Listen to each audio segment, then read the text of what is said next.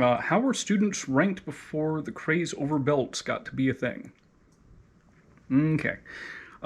First of all, a little bit of history. Belt rankings basically come from judo. So we're tracing it back to Japanese martial arts. Started in judo, spread to many other contemporary Japanese martial arts, those coming along in the early 20th century.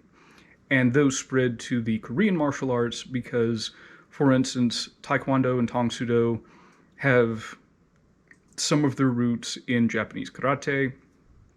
Hapkido has some of its roots in Daito-ryu Akijutsu, which is another Japanese style. So, bearing in mind that that's where things were in Japan, and it did sort of spread to other places. I've seen, I think, some Filipino martial arts adopt a belt ranking system.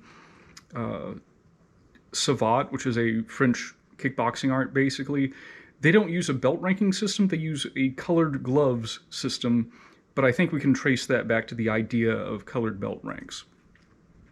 What did they do before that?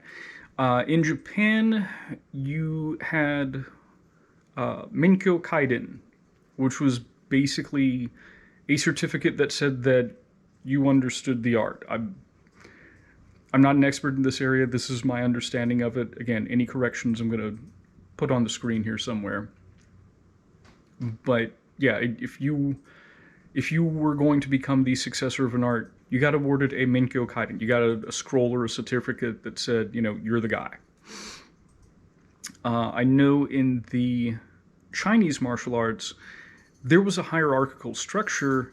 It wasn't determined by like a belt rank or a specific designation other than, you know, this guy is your older brother. This, you know, they use terms like that, older and younger brother, you know, and basically if the guy started like an hour before you, he's your senior. If he started an hour after you, he's your junior. And there was that striation of ranks. So that sort of existed in that environment. So those are the things I know about martial arts ranks before belts.